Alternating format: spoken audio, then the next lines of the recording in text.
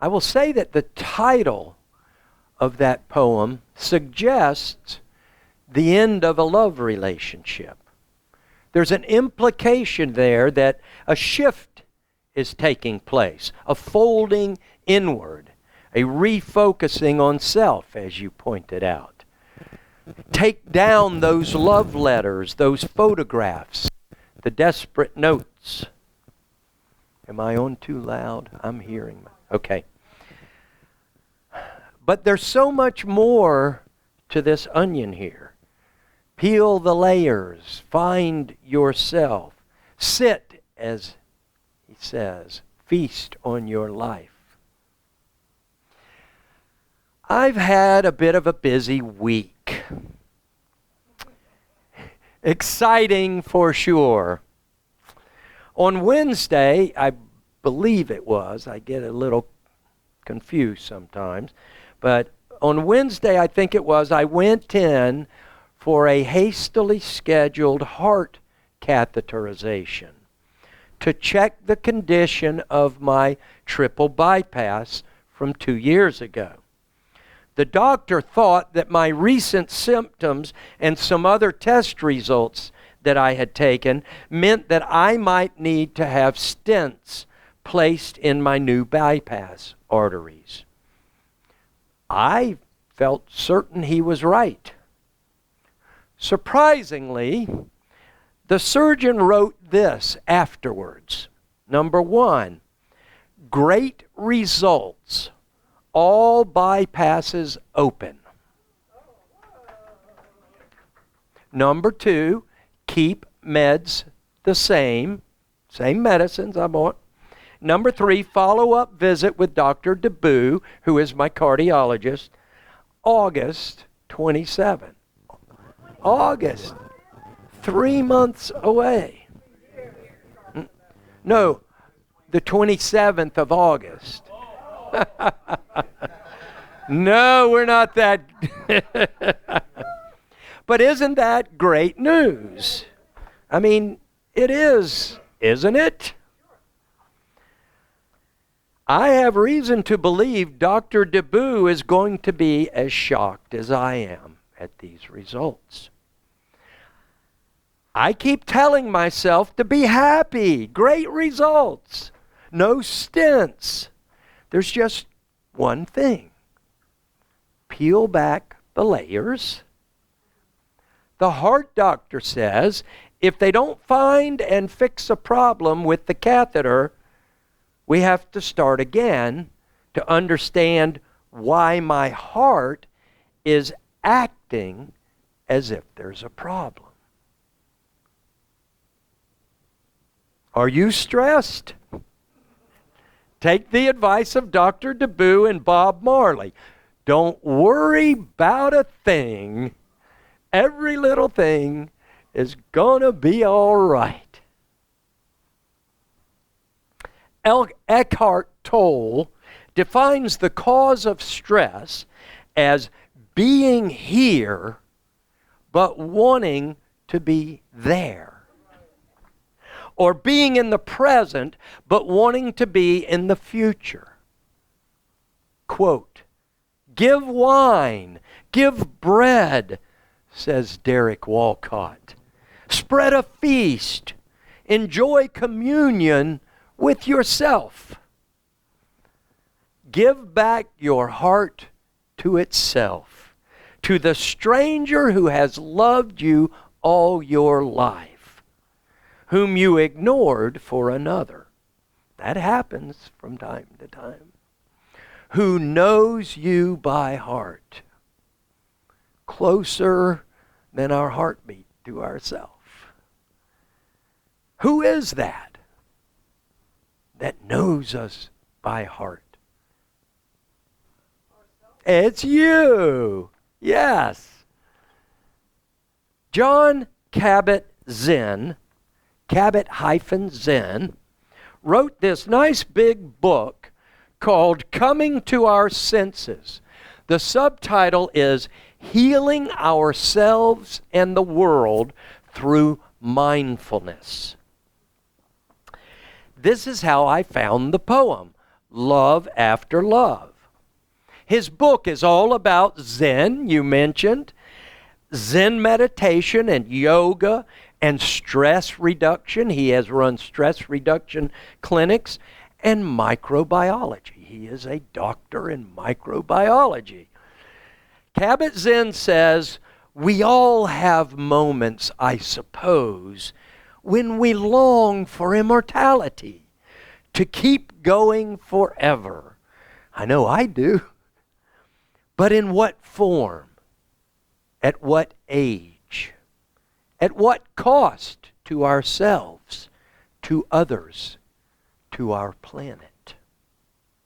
He says, maybe our knowing of death, our ability to foretell its inevitability, yet not know the timing of it, is a goad for us to wake up in our lives, to live them while we can, fully, passionately, wisely, lovingly, joyfully. This is what my heart has been telling me for 2 years and 3 months now. One day at a time, living in the present. Feast on your life. I've known this intellectually and philosophically and even religiously for a long, long time. But to know it personally, in my heart and in my soul, that's the challenge of life. In analyzing our poem, Love After Love, Andrew Spacey said it means, quote, we need to let go of the masks we wear and the roles we play in order to discover who we really are. The time will come when with elation you will greet yourself arriving at your own door, in your own mirror, and each will smile at the other's welcome. The time will come, but when? Will it be on your deathbed, or will it be before that? I saw a Zen postcard. It said, having a great time, wish I were here. My mother used to get so flustered at the noise and racket of our household and our lives. Well, she did have 5 children, and I was one of them. She would holler out sometimes, be quiet, I can't hear myself think. Ever heard that before? Have you ever heard yourself think? I have. It's not a calm and relaxing place to be sometimes. Kabat-Zinn said, we fill up our time and then wonder where it all went. I took from his book some ideas how we might be able to, quote, come to our senses, to find ourselves again, instead of waiting for that magic time when everything will work out and we'll all be happy. The first thing that we need to do is pay attention. Mindfulness, he calls it. Clarity and peace do not come easily, he said, but they are available.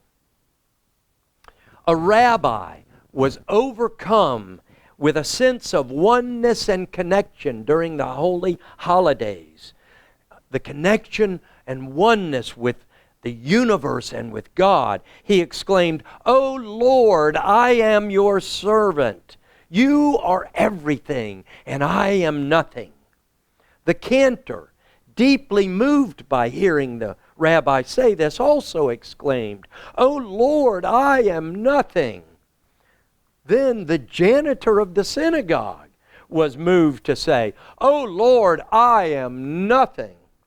The rabbi leaned over to the cantor and whispered, "Look who thinks he's nothing."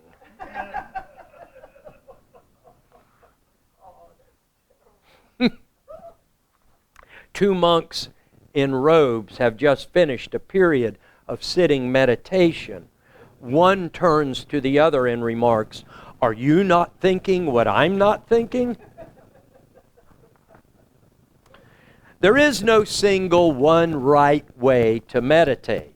Meditation, says Dr. Kabat-Zinn, is not, quote, making your mind blank or getting rid of your thoughts or willing yourself to be peaceful and relaxed.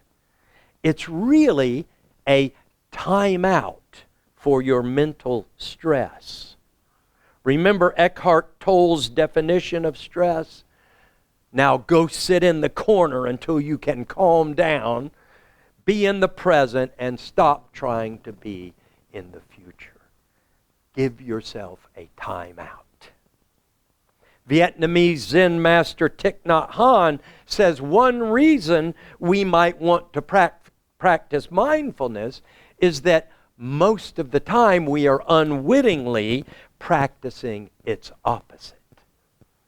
Every time we get angry, we get better at being angry. Every time we are self-absorbed, we get better at being self-absorbed. Every time that we get anxious, we become better at being anxious. I can testify to that. Meditation isn't even a matter of overcoming these impulses, simply of recognizing them.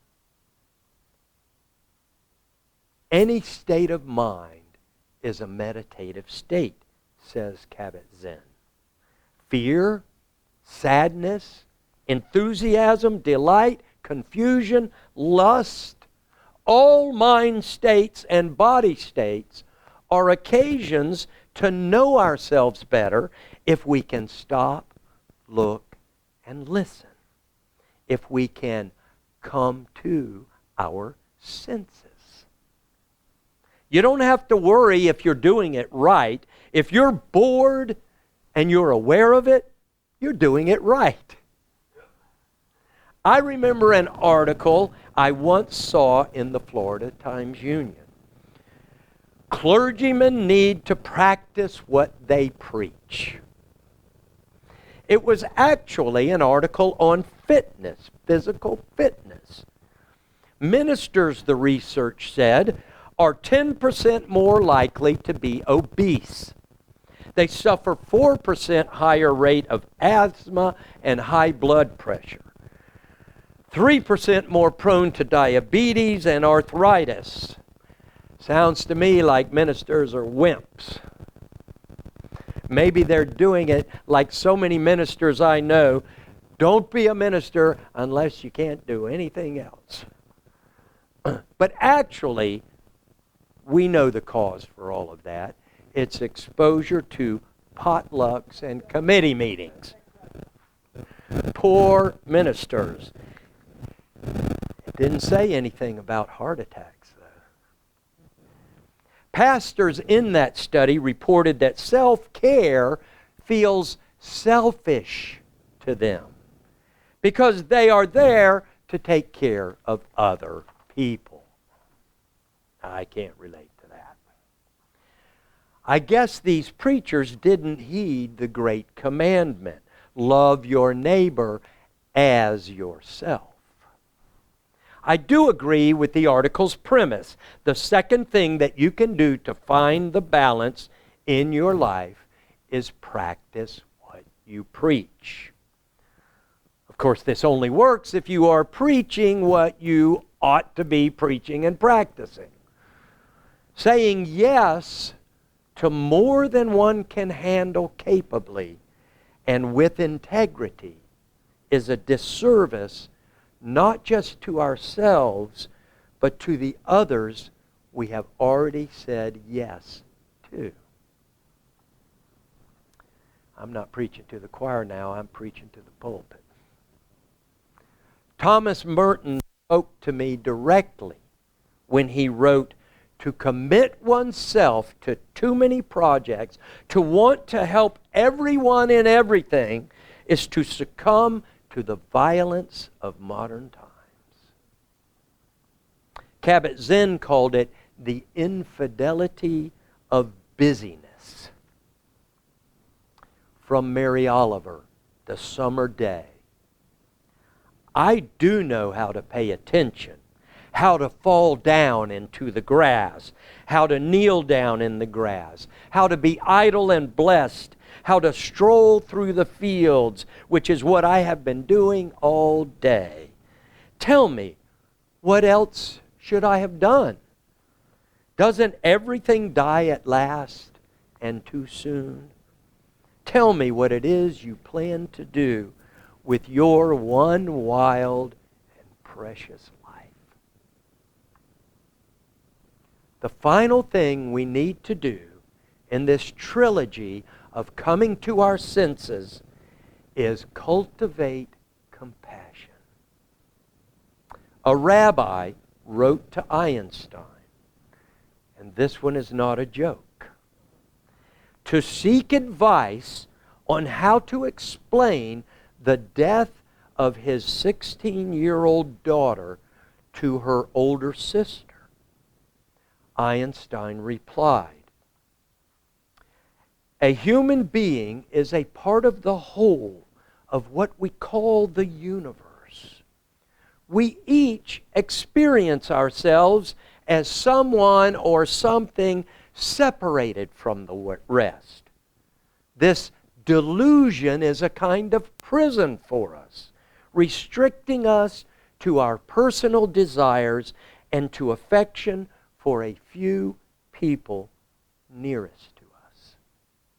Our task," said Einstein, "must be to free ourselves from this prison by widening our circle of compassion to embrace all living creatures and all of nature in its beauty."